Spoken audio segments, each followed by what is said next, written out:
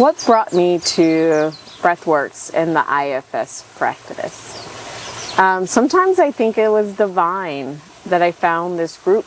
I learned of the practice about a week or so before my dad was passing away, and I didn't know he was going to pass at the time, and it turned out that my first class happened within the 24 hours of his passing. My dad had lung cancer. He was a lung cancer survivor for over 15 years and contracted flu A, begun to not be able to breathe anymore. And somehow I was in this class that taught us about breathing, about the breath of life, about moving through transition with ease and with grace and with gratefulness.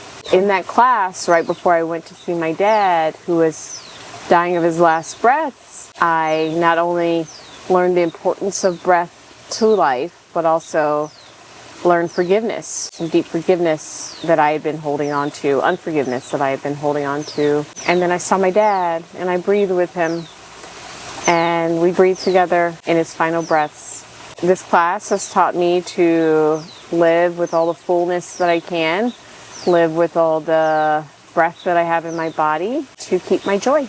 My biggest breakthrough at the retreat was learning more about IFS. I had historically mostly known about the breathwork side. However, learning more about myself, that I am created in parts. There's my true self, and then there's the parts of me that I shouldn't be embarrassed about, or that I shouldn't go sit on the back of the bus, but that I should love those parts. I should hug those parts. I should thank those parts of me that have done so much for me, and also let them know that they can relax, and when it's their time, and when it's time for my true self. I have a lot of love for myself from this retreat. I have a lot of care and compassion for all the parts of me.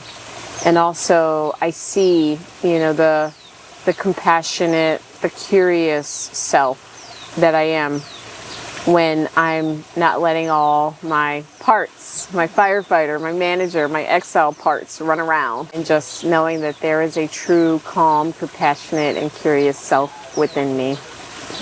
I'm taking home a brand new community of friends, of people who are doing the work of self-care, self-love, and bringing that to even more communities around the world. I'm so grateful for what Nick and Paulina and Amanda and Andrea have done here. Someone considering this retreat should just do it. I wondered, is this how I could go on a trip? I could do this thing, but this is a trip. This is a trip within yourself. This is a trip with other people. This is a trip with a community, as well as a deeper exploration of who you are and how to live at peace. It's so worth it.